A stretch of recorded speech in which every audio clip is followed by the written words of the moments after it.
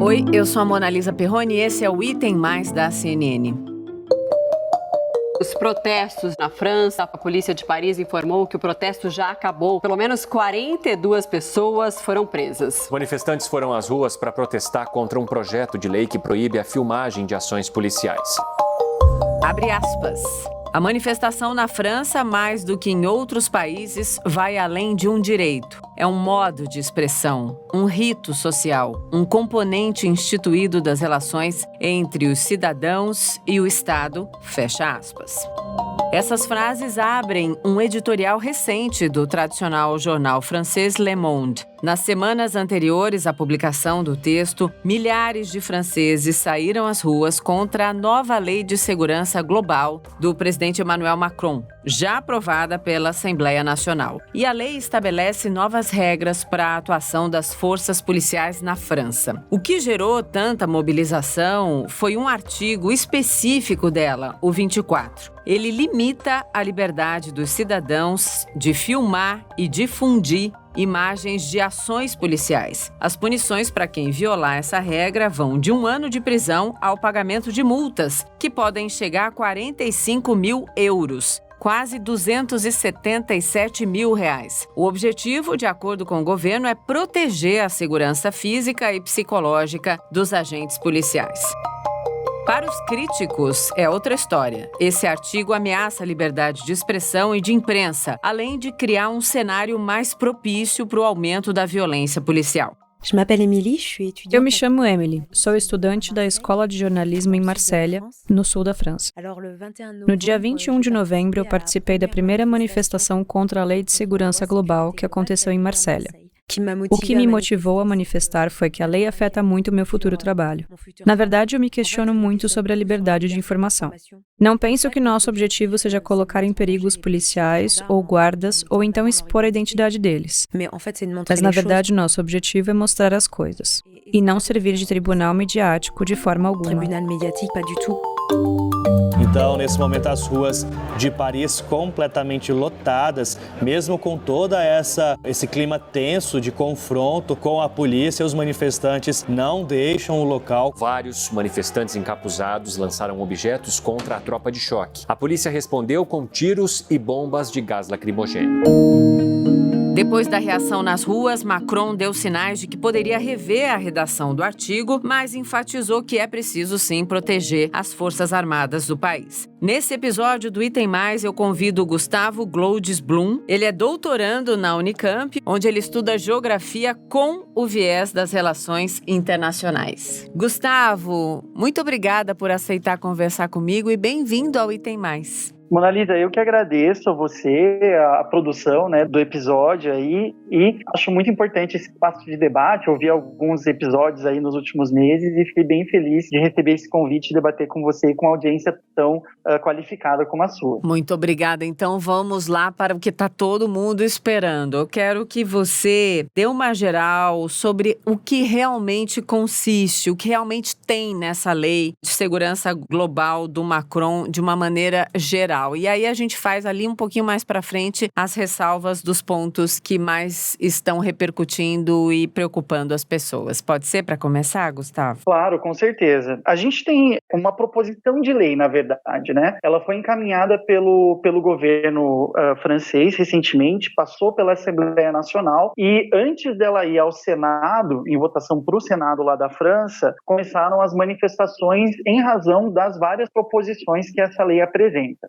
Essa lei, na verdade, ela está num escopo um pouquinho maior de respostas do Estado francês desde os ataques terroristas em 2016 que houve lá em Paris, E vários outros ataques causados pelo ISIS em Nice, em outras cidades ali da França, da Alemanha, na Suécia, na Europa como um todo, ocidental. E essa lei, ela justamente busca gerar um mecanismo legal, né, institucional, jurídico, que deu uma liberdade ainda maior para as agências de segurança da França, como uma resposta um pouco legítima, né, em razão dos atentados, dos ataques desses grupos que estão atuando no território francês, mas que levantam uma série de questões ao fazer alterações digamos assim, na liberdade de atuação dos agentes de segurança, que de uma forma ou de outra passa a um certo limite em direção à impunidade, em direção à possibilidade de mais violência ou uma vigilância excessiva do Estado, né? Agora, Gustavo, é isso, claro, eu cobri o ataque ali ao Charlie Hebdo, absolutamente surreal, toda aquela sequência de atentados na Europa, né, que você já se referiu. Sim, o mundo tem uma preocupação em relação a isso, sem dúvida, mas a reação, se foi por causa desse temor, se é por causa, né, não dá para usar o verbo no passado, o verbo tem que estar no presente, se é por causa dessa constante ameaça, qual seria o peso do equilíbrio nessa proposta de lei que não teria causado essa repercussão toda? O que seria um meio termo quando a gente olha sobre uma necessidade real e uma reação proporcional? Então, esse é o grande nó górdio, né? Grande questão de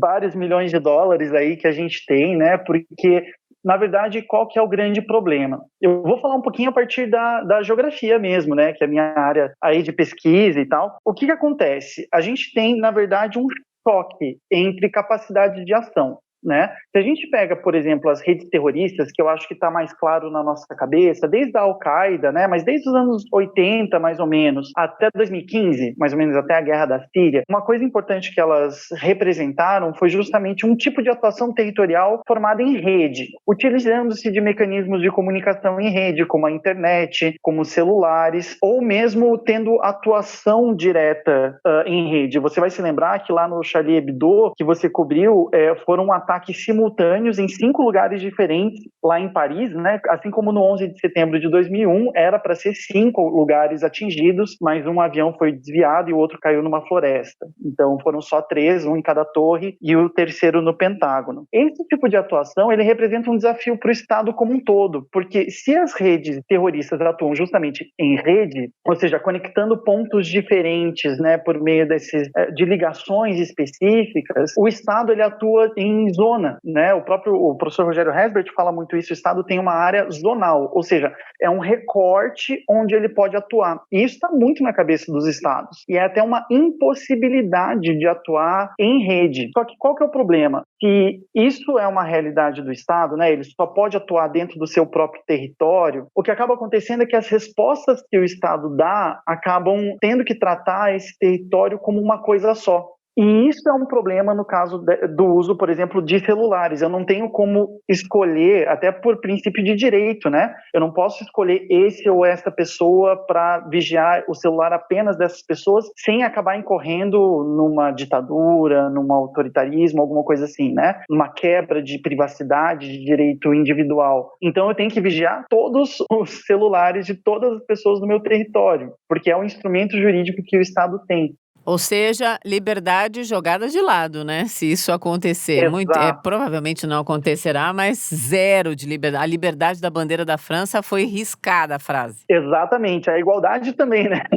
Assim, porque exato. Você tem... qual que é o grande problema de legislações que tem essa característica, né, de pegar o território inteiro? Obviamente, você tem uma lei que fala de forma igual para todo mundo, né? Mas ela vai atingir grupos específicos. A gente tem mesmo lá na França, a famosa lei do véu, né? Que teoricamente é uma lei que atinge todo mundo, ou seja, é uma lei que pretende evitar que símbolos religiosos sejam mostrados, né, ou apareçam em repartições públicas ou espaços públicos. Só que qual é o problema? Se a gente fala de um crucifixo, por exemplo, eu posso colocar debaixo da camisa, né? Se eu falo de um kippah, eu posso usar um boné ou um chapéu, como os ortodoxos usam, né, os judeus ortodoxos, e esse kippah não aparece. Agora, quando a gente fala do véu, ou quando a gente fala de alguns tipos de boina específicas da religião islâmica, essas pessoas não podem tirar, né? Por princípio de liberdade religiosa. Então, você tem um problema aí de leis que, teoricamente, se apresentam como gerais, mas que atacam grupos específicos, né? Vamos olhar aí para o artigo 24, se a gente também estiver considerando os últimos fatos aí de protestos, né, na França. Por exemplo, os protestos dos coletes amarelos, os atos antirracistas. E isso tudo teria motivado, vamos dizer assim, a confecção desse artigo tão questionável, a recente onda de protestos. A gente sempre vê protestos, mas nos últimos anos parece que houve um encrudecimento, né? Isso, a gente, com certeza isso tem um limite, né, muito tênue entre a possibilidade de fazer dos policiais, né, fazerem o seu trabalho e o tipo de, para falar um termo que a gente usa muito para empresas, né, mas um tipo de accountability das forças de segurança também. Então, recentemente, por exemplo, lá na França, se tornou público um plano de manutenção da ordem. Porque qual que foi a grande questão desses protestos que você citou, né? O governo não respondeu às demandas populares, de forma alguma. Ele manteve, mesmo lá com o François Hollande, que era socialista, né, antes do Emmanuel Macron, ele manteve uma postura completamente inegociável sobre as suas propostas, né? E isso levou as pessoas para a rua, fazendo com que os protestos fossem cada vez maiores num país já acostumado a fazer muitos protestos como a França, né? Qual que é a grande questão? Como o governo se tornou cada vez mais rígido nas suas posições e a polícia, em razão dos ataques terroristas, da grana liberada, né, de todos os aspectos que foram permitidos aos agentes de segurança, a polícia reagiu de formas completamente extraordinárias, digamos assim. Então, tem um discurso global que está rolando entre as polícias que se conversam, né, e trocam conhecimento entre si, por exemplo, de táticas de acabar com protestos. Só que eles acabam adotando uma prática, eles acabam adotando uma perspectiva militarista, inclusive porque se vestem, e isso a gente vê no mundo todo, né? A militarização das polícias é uma realidade cada vez maior. E isso aconteceu nos Estados Unidos, isso acontece na França, uma tática de dispersão que, na verdade, você acaba circundando manifestantes, né, por todos os lados, impedindo que eles saiam e jogando gás lacrimogênio ou, né, bombas de efeito moral e tal, nesses manifestantes que não tem para onde fugir. Então, a partir do momento que isso vira regra, tem alguns analistas que estão falando isso. Na verdade, não só o artigo 24, né, da difusão de imagens, como as táticas que a polícia francesa está adotando, já acontecem na prática. A lei vem meio que para referendar coisas que eles já fazem, ao invés de debater as práticas dessas polícias, né? Não haveria imagens se não houvesse excesso. Exato, é isso aí. Agora, vamos falar no mundo real. Esse texto tem pouquíssimas chances de seguir como ele está e ser aprovado no Senado, né? Ou eu estou muito otimista? Na segunda-feira, né, dessa semana, dia 7, o presidente do Senado falou que ia reunir uma comissão lá para reescrever completamente o artigo 24, que é esse que a gente está falando, né, que punia com 45 mil euros de multa, mais prisão de 2 a 3 anos para qualquer pessoa que fizesse circulação de imagem, eles chamam de circulação maliciosa de imagens, né, que seria essa de forma a denigrir o agente policial, né, a torná-lo de uma forma ou de outra visível na sua atuação. Só que qual que é o problema? Embora o artigo 24, né, que impede o trabalho de jornalistas, por exemplo, né, na cobertura desse tipo de violência, seja de fato mais polêmico, na verdade existem outros artigos ali que provavelmente vão passar porque se atendeu a essa demanda do artigo 24, como aquele que acaba equalizando empresas de segurança privada aos agentes públicos de segurança. Então, a lei acaba reconhecendo de uma forma ou de outra as agências de segurança como parte do conjunto de segurança do Estado como um todo. E isso é perigosíssimo, né? Porque você acaba, de uma forma ou de outra, terceirizando e dando a essas empresas as imunidades que servidores do Estado têm, né? Outra questão também que surge ali no meio do texto é considerar que desde a polícia até as Forças Armadas há uma mesma continuidade. Então, e isso é extremamente perigoso quando a gente fala de sistemas democráticos, porque você fala que a polícia, que nunca haverá de um lado ou de outro uma ameaça apenas externa ou uma ameaça apenas interna. E isso leva a uma policialização das Forças Armadas, fazer com que elas se preocupem mais em vigiar, em controlar movimentos, atores, grupos fora do território, isso faz com que a polícia também trabalhe com a sua população como se fosse um inimigo de guerra. E isso é extremamente problemático, né? Porque você faz com que os direitos da população interna sejam tratados como se fosse um exército ocupando um território estrangeiro. E essa relação é bem problemática, né? Sim. O que tem de viés positivo, vamos dizer assim, é que a repercussão desse tipo de iniciativa, né, é muito rápida e o mundo questiona, assim, esses abusos, aponta e pede mudanças. Se tem um lado bom dessa tentativa aí de cerceamento, inclusive o papo que a gente está tendo agora, que é trazer, inclusive para os brasileiros, um exemplo ruim de algo que pode ter uma consequência muito séria, se aprovado, tomara que não. Bom, já vai ter essa mudança ali na comissão do Senado, mas fica aí o debate e o questionamento, e sim, temos que ficar vigilantes pelo bem maior que é a nossa liberdade em qualquer parte do mundo, né, Gustavo? Com certeza, Mona Lisa. Tem uma economista, ela é indiana e britânica, né, Neila Kabir, e ela fala que a gente tem que olhar para outros lugares do mundo, claro, para saber, né, pelo conhecimento de saber o que está acontecendo no mundo em que a gente habita,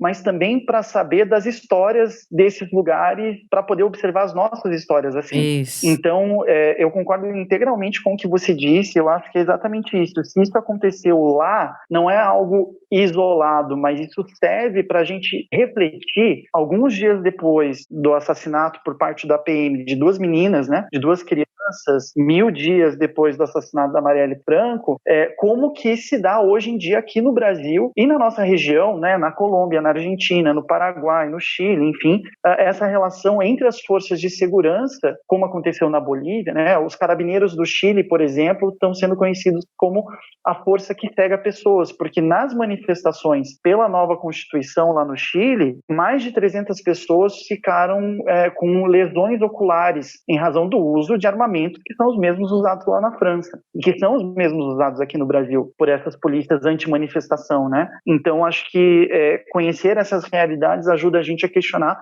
a nossa própria, né? E pensar nessas questões democráticas e nos nossos direitos, né? Isso aí, palavras da sensatez. Adorei conversar com você. Venha mais conversar comigo. Obrigada, Gustavo. Um beijo. Imagina, eu estou sempre à disposição. Adorei conversar com você. Um abraço. Oi, meu nome é Isabel Lima, eu tenho 20 anos, eu sou brasileira, carioca e sou estudante de intercâmbio de jornalismo aqui na França, mais especificamente em Paris. E eu decidi ir a uma das manifestações contra a Lei de Segurança Nacional do Macron. Até agora tiveram duas, né? 2 sábados seguidos. Eu fui na primeira. A manifestação não foi pacífica, tanto por parte das forças policiais quanto por parte dos manifestantes.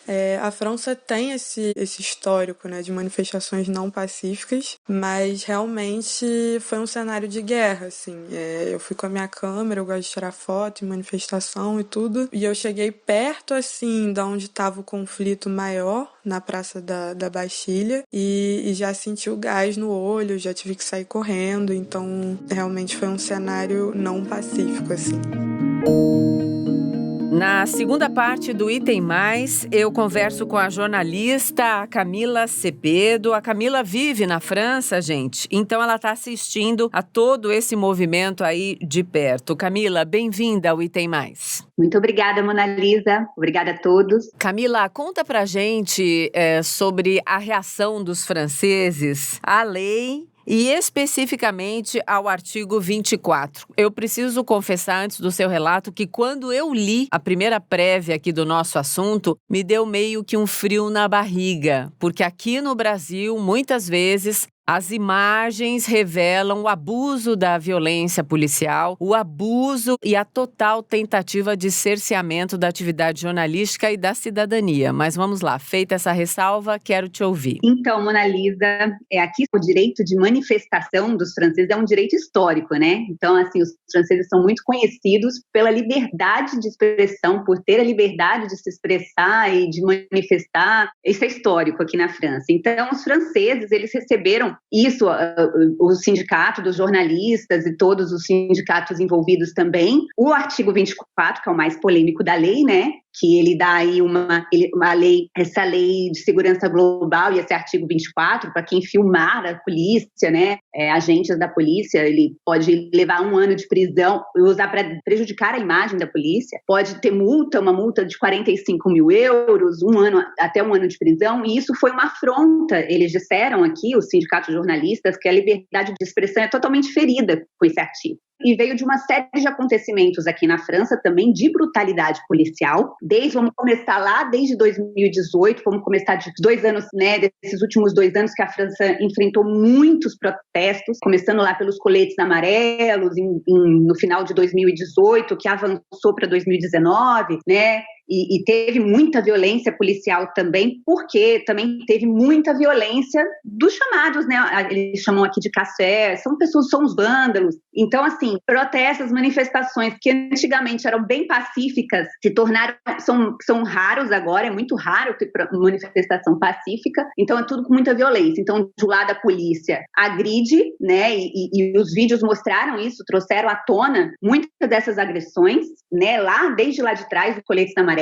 E agora também, com esse novo, o país vive uma tensão, não só com a crise do Covid, mas vem de uma série de protestos contra projetos sociais, projetos de reforma de previdência, né? Então os franceses, eles estão com os nervos à flor da pele. Imagino. E o último caso que aconteceu aqui também foi a agressão, né? Que 4 policiais, inclusive, foram formalmente acusados por agressão de um produtor negro aqui em Paris, no mês de novembro, né? E eles foram filmados. Então, o vídeo mostrou isso, ficou claro, né? A agressão. Então, e de um lado, o presidente Macron, ele fala que ele quer proteger também da integridade das forças policiais, que eles falam que ajudaria a evitar as campanhas de ódio contra a polícia também. Então, assim, são 2 vertentes, né, 2 lados, né, mas é muito o que pegou aqui foi da liberdade da expressão, que para o francês é muito importante. Agora, Camila, então, 2 questões. Eu quero saber como é que esse artigo repercutiu e repercute na imprensa, mas apesar dessa evidente tensão que geraria um texto como esse, como é que pôde passar ali pela Assembleia, né, Nacional algo tão questionável? Nesses 2 aspectos, traz seu relato pra gente, por favor. Se você for entrar no termo político aqui, né, você vem de o Macron foi eleito em 2017, né, eles chamam de o Macron de centro, né, e muitos franceses criticaram algumas políticas do governo do Macron. Agora, é o que os sindicatos aqui, a própria, né, a comunidade de jornalistas falam, como é que pode passar um artigo que fere a liberdade de expressão, né? Sendo que a França tem na sua bandeira, né, liberdade, fraternidade e igualdade. Então, é muito controverso. Muitos franceses falam, hipocrisia, e o debate político ele é muito longo em relação a isso. E na Assembleia, então, o Macron, ele conseguiu essa aprovação por causa de uma tendência mais de centro que a gente vê, centro até um centro questionável, mas isso tem a ver, então, com a composição política das casas legislativas pelo mundo? Eu não creio que seja só isso, né? Eu não creio que seja só isso, porque assim, esse projeto ainda foi aprovado na Assembleia, mas vai passar pelo Senado ainda. O Macron dizendo que ia rever, né, esse artigo, não intimidou, não amenizou nada, os protestos continuaram nas últimas semanas, né, geralmente estão todos os sábados, né, então não intimidou. Mas, enfim, a questão política, aí você tem que fazer um contexto mais de histórico aí da questão da eleição do Macron para frente do governo, que é muito complicado, é um governo que vem depois do socialismo, e aqui a extrema-direita também, com a Marine Le Pen, é um outro lado muito discrepante, né? Não creio que seja só essa questão política aí também, não. Como é que está a repercussão na imprensa? A imprensa tem batido muito nessa tecla pelo cerceamento natural que esse tipo de artigo pode causar? Sim, eles fizeram, o que causou barulho foi realmente todos os artigos da lei, o que causou foi diferir a liberdade de expressão, né? Porque não só o cidadão que gravar as forças policiais e publicar pode ser, né, punido com uma multa, enfim, mas o jornalista também pode ser punido. Então isso causou realmente um debate muito muito, muito intenso aqui. E o debate sobre a tecnologia, que faz muito parte da nossa vida, qualquer um tem um celular com uma câmera na mão, qualquer um grava tudo o tempo inteiro. É meio que enxugar gelo isso? Justamente, hoje a gente vive na era digital, né? Você tem a informação a qualquer minuto, a qualquer tempo, né? Agora, a grande questão que o debate, ele sempre reforça aqui, é a questão da imagem ser usada de uma maneira mal intencionada, né? Com má intenção, né? Então, esse é o questionamento. Mesmo que aquilo revele algo que tem a ver com crime, com abuso, eles questionam a intenção de quem fez a imagem? É isso que eu entendi? Não só a intenção, mas talvez a manipulação. A grande questão que eles falam que eles querem proteger a força, os agentes policiais, é que aqui na França ganhou um problema, porque aí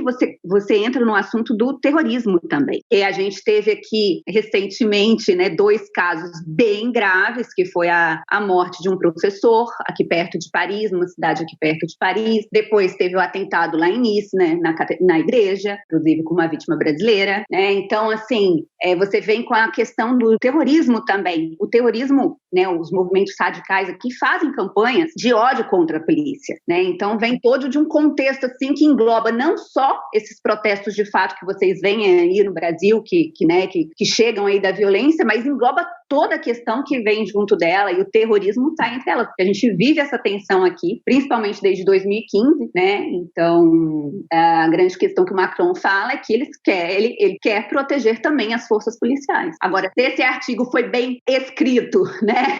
Essa é a grande questão. Tá evidente que não, né? Evidente que não, porque o questionamento, ele é imediato, você não precisa nem ser especialista em nada para entender que tem abusos aí. Agora, Camila, para a gente encerrar, o Macron tem dito, né, em entrevistas que pretende, eu não sei qual que é o verbo exato, rever o artigo. Isso será que pode acontecer antes da votação no Senado, que você disse que deve acontecer em janeiro? Provavelmente, porque se continuar com a tensão que está, né, mesmo porque nós estamos aqui ainda, né, oficialmente em confinamento, né? É um confinamento também que ficou meio sem senso, né? Porque liberaram algumas coisas, fez um confinamento, mas libera o protesto, enfim, tá meio sem... As pessoas mesmo aqui não estão entendendo, né? Então, com certeza esse debate vai longe. Aqui, o nosso recesso aqui não é como no Brasil, né? Não tem... Agora, aqui funciona normalmente, então eles... creio que não vão parar. O debate ainda vai continuar e agora o grande desafio aí são os próximos dias, com talvez novos protestos e, com certeza, se houver esses protestos, mais violência, com certeza. A gente vai continuar acompanhando. Camila, cuide-se aí então. Muito obrigada pelo seu relato. Até uma próxima. Obrigada. Obrigada, Mona Lisa. Obrigada. Até a próxima. É isso, na nossa proposta de estarmos sempre discutindo os assuntos importantes na vigilância das liberdades. Mais um episódio para a gente aprender. Sim, aprendi muito. Espero que você também tenha aprendido. Amanhã tem mais papo bom. Até!